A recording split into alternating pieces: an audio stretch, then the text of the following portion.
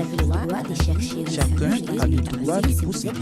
Chacun a le droit. Vous avez le droit d'établir votre opinion sans lier Personne avec vous avez la possession de la raison.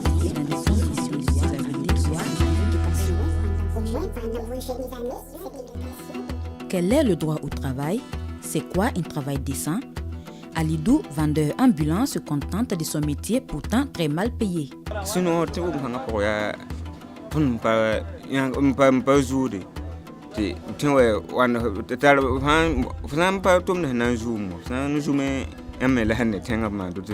Joseph, lui aussi, a un travail difficile. Vigile de nuit. Un vigile, tu as 3 ennemis. Le voleur, le patron, la gendarmerie. Ma vie met 3 aborde les droits des travailleurs et votre hôte est Bakary Ouattara. Bonjour, bienvenue sur le plateau de votre émission Ma vie mes droits, émission dont le contenu est essentiellement orienté sur la promotion des droits humains. Et bien pour ce numéro-ci de votre émission Ma vie mes droits, nous allons parler du droit au travail. Qu'est-ce que c'est le droit au travail? C'est de cela qu'il s'agira donc au cours de cette émission. Avec moi sur ce plateau, M. Joseph Tiendrebego. Il est le secrétaire général de Force ouvrière, Union nationale des syndicats libres, et il est surtout sur ce plateau au titre de président du mois des centrales syndicales. Avant de répondre justement à l'invitation de M. Tiendrebego, je vous invite à avoir un micro-trottoir. Pensez-vous que la grève soit un moyen pour revendiquer un travail décent? Écoutons plutôt les réactions de quelques Ouagalais.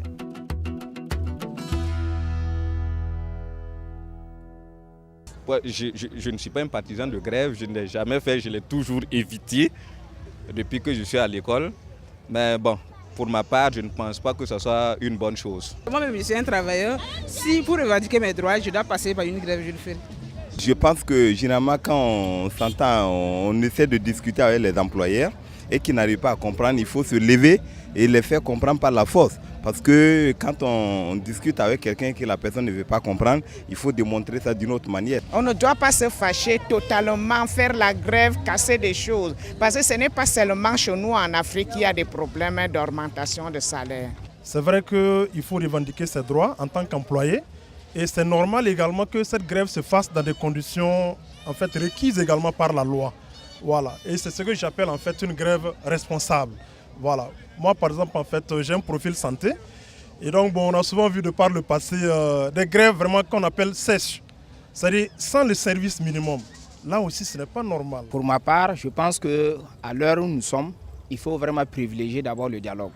Il faut mettre le dialogue en avant. Voilà, essayer de, en tout cas, je pense que quand le travailleur vient à demander à ce qu'on puisse en tout cas améliorer sa situation, c'est que c'est vraiment une situation un peu délicate. Les emplois n'ont rien à foutre aujourd'hui. Ils s'amplifient les poches, ils n'ont rien à foutre, ils sont assis dans les bureaux. Toi tu travailles. Le niveau de vie s'augmente tous les jours, chaque fois ça change. Et les gens aujourd'hui là, ça ne va pas. Si tu ne grèves pas, tu n'auras rien. Retour donc sur ce plateau, après ce micro-trottoir pour nous adresser à notre invité de cette émission, M. Joseph Tiendrebego. M. Tiendrebego, encore une fois, merci d'avoir accepté notre invitation. Un syndicat, c'est quoi? C'est vrai que tout à l'heure, on va réagir sur le micro-trottoir. Un syndicat, c'est quoi exactement? Un syndicat, c'est un regroupement de quelques camarades pour défendre leurs droits vis-à-vis de l'employeur. Un regroupement de personnes, ça veut dire que 15 personnes, 20 personnes se retrouvent. Eux, ils peuvent dire, ah, nous allons créer un syndicat. C'est la défense des intérêts des travailleurs. Le syndicat n'est pas un instrument où on se retrouve pour casser ou pour insulter. Non, non, non. Le syndicat doit être là uniquement pour veiller aux intérêts des travailleurs et faire en sorte que l'employeur écoute attentivement les travailleurs. Le syndicat organise des élections dans les services et l'employeur passe toujours par les délégués du personnel pour son message aux autres travailleurs. C'est pour cela que le syndicat assiste aux élections des délégués du personnel pour pouvoir appuyer les travailleurs qui y sont et pour pouvoir maintenant essayer de voir comment revendiquer leurs droits et leurs devoirs. À vous entendre, M. Tiendrebego, on croirait qu'il est obligatoire pour un travailleur de se syndiquer. L'adhésion syndicale est libre et individuelle. Vous pouvez venir vous syndiquer dans mon organisation. Ce n'est pas une obligation. On ne peut pas forcer dans un service. Si une centrale va faire sa campagne pour des élections et que sur 100 travailleurs, il n'y a que 25 qui acceptent s'adhérer, les 75 sont libres de ne pas s'adhérer. Des 75 qu'on aurait considérés comme des partisans du patronat? Pas forcément. Parce que, bien sûr, les 25 qui vont accepter s'adhérer au syndicat, qui vont revendiquer, qui auront une plateforme revendicative, qui peuvent demander une augmentation de salaire à cet employeur-là, s'il accepte, tous les 100 vont bénéficier, y compris les 75, je veux dire. Mais cela ne veut pas dire que nous, on ne les rejette pas. Ceux-là qui n'acceptent pas se syndiquer, on ne les refuse pas, mais petit à petit, on essaie de les sensibiliser afin qu'ils se syndiquent. Alors, il y a un secteur justement, celui de l'informel, où le syndicalisme n'est pas la chose la mieux partagée. Eh bien, nous avons suivi un vendeur ambulant. Et c'est le reportage qu'on vous propose en ouverture de cette émission consacrée au travail.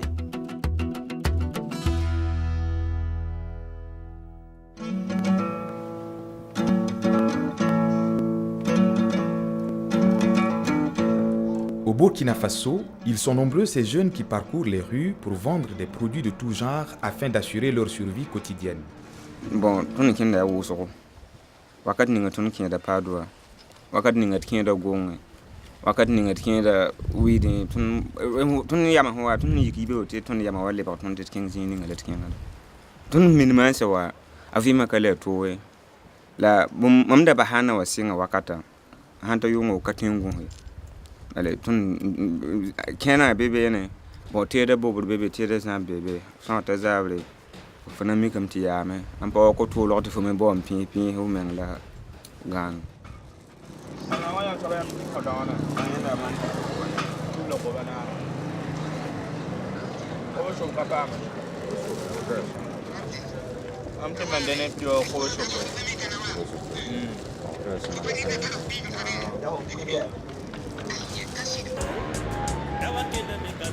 Zule ha wo bale wakati ninga fotende kiedo ma kini ngoto ne fonta an kiedo wa obrenga maka fo wa na zoom fotenta woto me ngana woni boteda ni na zen lo ka ne ya woto ne wa ga bit fo me yole min ti fo pa yina ndi ka bombo fo me yimi na ngien fo me bon amim ti wakati ninga ni na ratam te bre kan wote bre fo ratin de te odon zo men renga yel tuntun wa zo renga nan kisi fo ndi fo.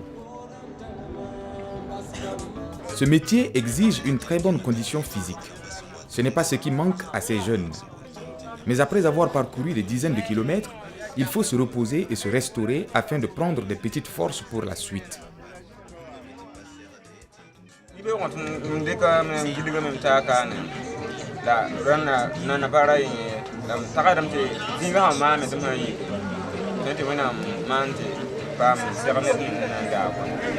Alidou tient bon en espérant que demain sera meilleur. Mais en attendant, il devra faire face à ses charges quotidiennes avec un revenu mensuel de moins de 18 000 francs CFA.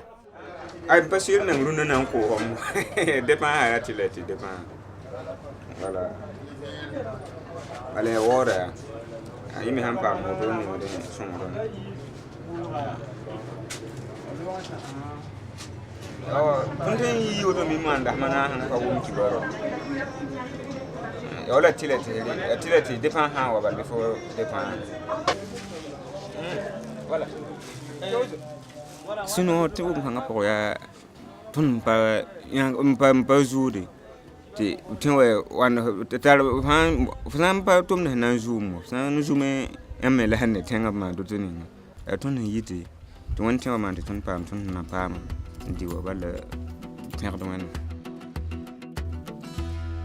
Vendeur ambulant, un domaine qui, comme je le disais tantôt, où le sénégalisme n'est pas la chose la mieux partagée. Alors, M. Tiendrebego, réaction par rapport justement à ce reportage? Bien sûr, par rapport à ce secteur informel, et surtout les vendeurs ambulants, la Caisse nationale de sécurité sociale nous a contactés, et c'est pour, afin que ces camarades qui pensent pouvoir vendre 2 000, 3 000 par jour là, puissent se déclarer à la Caisse et prétendre un jour à leur retraite, parce qu'on ne peut pas passer tout le temps à marcher comme ça. À un certain âge, on ne pourra plus supporter tout ce poids-là. Mais le gouvernement a fait en sorte que l'ambulant qui va peut-être cotiser jusqu'à 12 ans, au lieu d'avoir les 15 ans, qu'on lui donne directement la retraite. C'est-à-dire que nous sommes en train de sensibiliser ces ambulants-là afin que chacun puisse aller se déclarer à la caisse. C'était une recommandation même du Bureau international du travail parce que les ambulants, c'est le secteur informel et le BIT a demandé aux centrales syndicales de s'impliquer fortement dans ce secteur informel-là parce qu'en fait, ce sont des gens qui font en partie l'économie du pays. Alors, M. Tendrebego, est-ce qu'un vendeur ambulant, on peut considérer son activité comme étant un travail? C'est un gros travail. C'est le travailleur parce que d'abord, il se lève très tôt et il rentre très tard. Nous considérons que ces ambulants-là, ce sont des travailleurs. Mais est-ce que ça résout la question du chômage? En partie, oui. Parce que celui-là, beaucoup de ceux-là qui vendent ces trucs-là, si vous voyez, bon, il y en a qui ont fait le cycle primaire et ils n'ont pas eu la chance de continuer. Il y en a qui ont fait le cycle secondaire et ça s'arrête là. Mais au lieu de rester à la maison pour demander 25 francs, 100 francs à son papa, on peut avoir un peu de moyens et on commence effectivement à évoluer. Beaucoup de commerçants ont évolué comme ça. Aujourd'hui, ils sont devenus des milliardaires. C'est parce qu'ils ont mis le paquet, ils ont consenti un gros bénéfice dedans et ils ont fait des sacrifices. Aujourd'hui, ils roulent en voiture que nous voyons. Moi, c'est que je vous parle. J'ai vu quelqu'un qui vendait 2 paquets de cigarettes par jour.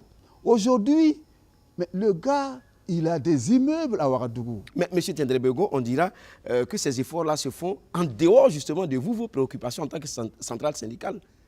Non, en fait, puisque nous sommes tenus de les suivre comme ça, mais comme le syndicat ne crée pas une société pour essayer de les engager pour ce travail, nous les encourageons à aller dans le sens de ce qu'ils peuvent organiser et voir comment nous pouvons les aider à trouver du travail par la création, parce qu'il y a des investisseurs qui viennent, des étrangers qui viennent investir.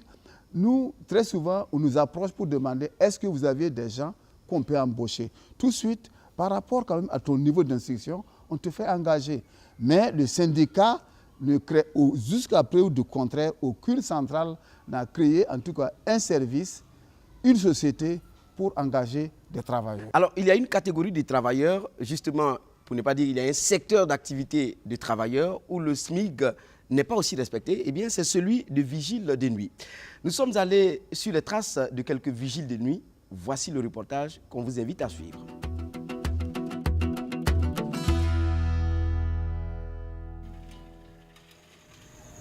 Je suis un vigile de général sécurité. Mes heures de rentrée, je rentre normalement, je dois rentrer à 18h. 18h, 6h du matin. Mais si j'ai rentré, je dois contrôler toute la cour. Bon, au moment où les gens de la famille sont rentrés, je dois contrôler toute la cour encore. Ils sont fermés les portes ou pas. Il peut oublier d'autres portes, il n'a pas fermé. Bon, le matin, s'il sort, s'il voit que ça n'a pas fermé, il peut croire que c'est quelqu'un, un espion, voleur qui est rentré ouvrir sa case la nuit. Ça peut jouer le problème sur moi. Si tu ne travailles pas à Ouaga ici, parfois tes enfants seront des voleurs.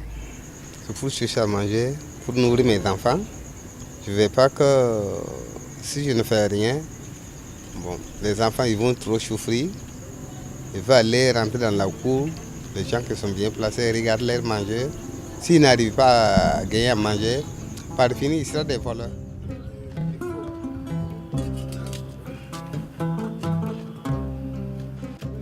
Je ne peux pas m'asseoir zéro là, sinon je n'arrive pas à s'en sortir. Par rapport à nous, il y a 5 enfants qui sont avec moi.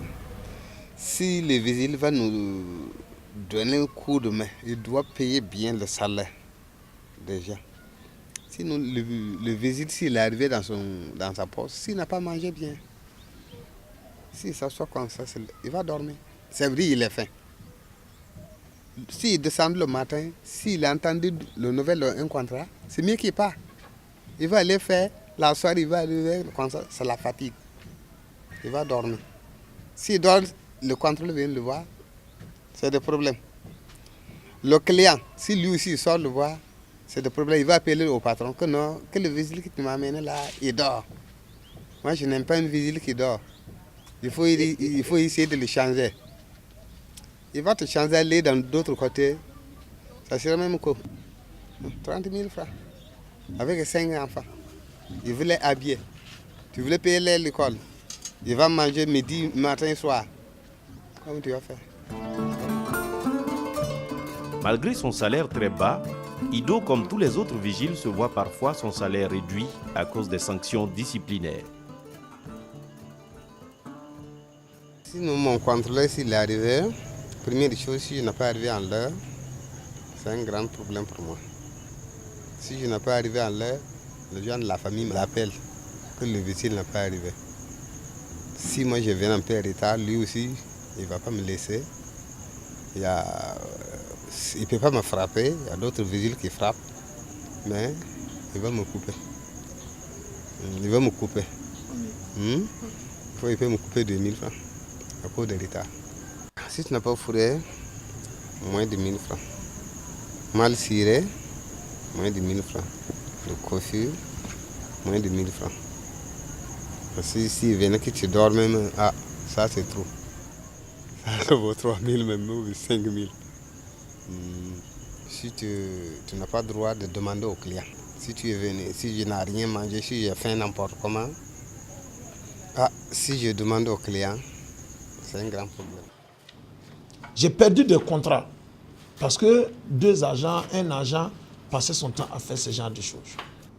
On va dire oui, bon, si c'est comme ça, renvoie-le, oui. Mais on ne renvoie pas du premier coup. Tu essaies de donner la chance à la personne. Et d'ailleurs, je vous dis, si on devait renvoyer comme ça, aucune société de gardiennage ne va travailler. Parce que 90% des agents, c'est des dormeurs. C'est pour ça que la plupart de toutes les sociétés de gardiennage, et quand vous regardez leur contrat, la règle qui est donnée, c'est que c'est la discipline militaire qui est en vigueur. Quand tu vois certaines personnes réagir par rapport à leur façon de travailler, tu te demandes s'ils sont conscients que nous sommes libres et qu'il est libre de travailler ou de ne pas travailler, mais qu'il ne doit pas venir tricher, faire semblant de travailler. Alors, moi je dis souvent, tu fais semblant de travailler, je fais semblant de te payer. Et c'est match nul. Ça veut dire invisible, tu as 3 ennemis. Le voleur, le patron, la gendarmerie. 3 c'est. Que ceux qui postulent à ce métier sachent qu'ils seront appelés sur le terrain à faire un travail physique, à faire un travail qui demande une certaine concentration, une certaine vigilance, un certain don de soi, un certain dévouement. Si chacun avait vraiment la conscience professionnelle, la conscience d'un vrai Burkinabé, de l'intégrité, ne pas chercher à tricher, même si on ne te surveille pas, que tu fasses ce pourquoi tu es payé de façon consciencieuse, personne ne va critiquer personne parce que personne ne va poser un acte répréhensible ou un acte dont il ne serait pas fier. C'est mieux que l'État burkinabé ouvrir l'œil pour voir au niveau de nos vigiles. Sinon, ça ne va pas. C'est sur ces cris de cœur que nous retournons sur ce plateau avec M. Tiendrebego. Alors, M. Tiendrebego, les conditions difficiles qui ont été énumérées dans ce reportage, est-ce que ces conditions-là, justement, respectent les lois du Code du travail dans notre pays? Pas du tout. Nous avions constaté effectivement que beaucoup d'employeurs qui ont créé des sociétés de gardiennage, ils emploient plus de 500 à 300 travailleurs. Et dans ce lot de travailleurs, peut-être une cinquantaine est déclarée à la Caisse nationale de sécurité sociale. Pourquoi? Parce qu'ils ne veulent pas débourser de leur poche les 16% du salaire de base du travailleur pour payer à la caisse. Vous voyez ces vigiles-là, s'ils étaient déclarés en cas d'accident de ton service de domicile, la caisse prend en charge en cas d'accident. Mais comme ils ne le font pas, ces travailleurs sont là, ils sont laissés pour pour compte. Alors, le responsable d'agence l'a dit dans le reportage, dans l'élément, on ne peut pas tout de même prendre un risque sur un travailleur qui, du jour au lendemain, peut partir. Oui, c'est parce qu'ils sont mal payés. Parce que quelqu'un qui pense que de l'autre côté, il peut avoir 75 à 50 000 francs, il ne peut pas rester avec un salaire moins du SMIC. Parce qu'en fait, si on veut voir, ils sont, la plupart des vigiles, 75% des vigiles sont payés en dessous du SMIC. Alors, vous, en tant que syndicat, apparemment, ces préoccupations, le plus souvent, ne ressortent pas dans vos plateformes revendicatives. Si, ça ressort parce que beaucoup de vigiles ont peur de se syndiquer pour ne pas être vidés. Parce que j'en connais qui, le fait d'avoir vu une carte syndicale avec un vigile, tout de suite, on trouve un prétexte pour le licencier, un prétexte qui n'est pas valable. Il va se plaindre à l'inspection du travail, le vigile, le patron appelle, dit non, je l'ai surpris en train de dormir, c'est lui le patron. C'est lui qu'on écoute, c'est lui qui a le dernier mot. Cela ne veut pas dire que ce qu'il a dit est vrai, mais c'est cela qui se passe aujourd'hui. Ça fait en sorte que les vigiles ne veulent pas se syndiquer par peur. Nous sommes tenus d'approcher les employeurs, échanger avec eux, les convaincre à accepter le fait que vos travailleurs-là peuvent se syndiquer. On fait cette démarche présentement. Et qu'ils ont droit au SMIC qui est de l'ordre de 33 600 francs Burkina. Ils ont droit au SMIC. Alors, nous avons posé cette question aux internautes. Le SMIC peut-il permettre à un travailleur de vivre décemment au Burkina Faso? Voici les réactions des internautes. La première intervention est de Waramousso qui pose la question suivante. Salaire minimum interprofessionnel garanti, encore 33 600 francs CFA, c'est garanti où ça? On connaît qui peut travailler 10 heures par jour, 6 jours sur 7, pour juste 30 000 francs sans garantie d'être payé correctement à la fin du mois. Lukman Sawadogo, lui, est catégorique. 33 000 francs, salaire de misère. Pour Elos, encore faut-il savoir si ce montant est respecté. Pour finir, Adamazongo, quant à lui, a trouvé une définition particulière. Pour lui, ici au Faso, le SMIC signifie sanction maudite indigne, pourtant garantie. Le SMIC ne garantit que notre misérabilité. Réaction des internautes, justement sur cette question, M. Tiendrebego, je vous la pose également sur ce plateau. Un travailleur peut-il vivre décemment dans notre pays avec 33 600 francs comme SMIC? Pas du tout. Pas du tout, parce que à nos jours, nous avons constaté que le travailleur moyen qui a moins de 50 000 francs n'arrive pas à gérer son foyer. Vous voyez, le sac de riz au Burkina, à Ouagadougou précisément, ça tourne entre 18 000 et 20 000. Et si vous aviez 33 000, c'est-à-dire que si vous prenez un sac de riz de 20 000 francs, ça ne pourra pas vous faire le mois. Il vous reste combien pour le condiment en cas de maladie? Ça veut dire que le SMIC aujourd'hui est à renégocier. Il faut qu'il atteigne en tout cas les 45 000 francs. Mais vous saviez que quand on parle du SMIC, beaucoup d'employeurs ne sont pas très chauds parce que les textes prévoient qu'aucun travailleur ne doit être embauché en dessous du SMIC. Mais ils le font clandestinement et ils évitent le contrôle de l'inspection du travail. Et un travailleur doit avoir un contrat de travail normalement. Ceux qui ne le font pas, aujourd'hui, le Code du travail que nous sommes en train de demander la rélecture là, a donné un champ libre à l'employeur qui peut négocier le salaire et même, c'est-à-dire des contrats à durée déterminée. Alors, dans ce sens, quand un travailleur se sent brimé, qu'est-ce qu'il faut faire?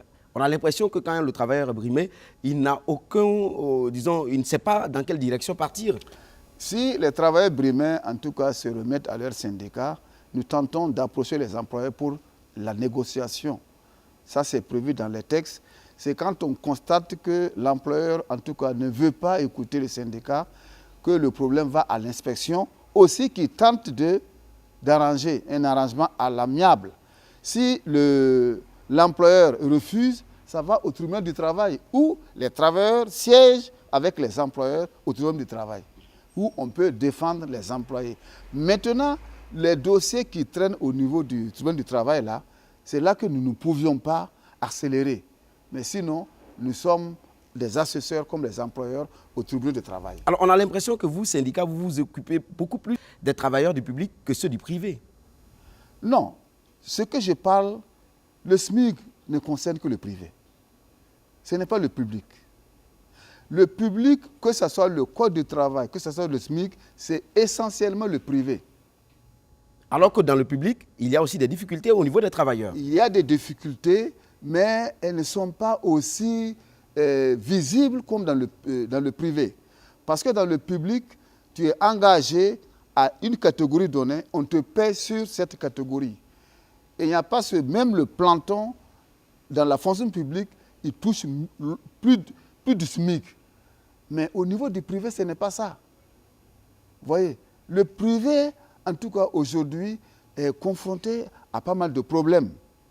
Ce n'est pas pour rien d'ailleurs que le ministre du Travail aujourd'hui, qui est de la fonction publique là, qui cumule les deux fonctions, en tout cas, il a un regard sur effectivement le secteur privé parce qu'il y a beaucoup de problèmes, beaucoup de difficultés dans le secteur privé, surtout au niveau salarial. Ce n'est pas pour rien qu'à chaque fois, quand nous demandons l'augmentation des salaires là, bien entendu qu'aujourd'hui, le gouvernement a créé une commission bipartite employeurs-travailleurs. Donc aujourd'hui, nous négocions directement avec les employeurs pour les augmentations de salaires et le gouvernement est là en tant que témoin. Il n'a rien à dire, la négociation est directe entre privés, c'est-à-dire entre employeurs et travailleurs. C'est à croire que vous privilégiez la voie du dialogue à la grève. Exactement, nous privilégions la voie du dialogue parce qu'en fait, un bras de fer entre employeurs et employés, c'est l'employé qui est toujours perdant. Vous voyez, la grève, c'est l'arme, la dernière arme du travailleur pour sa revendication. Sinon, nous pensons qu'aller en grève, très souvent, ce n'est pas bon, mais c'est reconnu par notre Constitution. Et vous en usez. Voilà. Merci d'être venu, M. Tiendré-Bego. Je rappelle que vous êtes M. Joseph Tiendré-Bego. Vous êtes le président du mois des centrales syndicales du Burkina. À vous qui nous avez suivis, retenez simplement que nous sommes toujours avec vous, mais cette fois en ligne, à l'adresse qui s'affiche actuellement à l'écran. Retrouvez-nous donc très bientôt à cette adresse-là et visionnez plus de 150 vidéos. N'oubliez surtout pas de laisser quelques réactions. Quant à nous, pour cette émission Ma vie, mes droits, on se retrouve à très bientôt.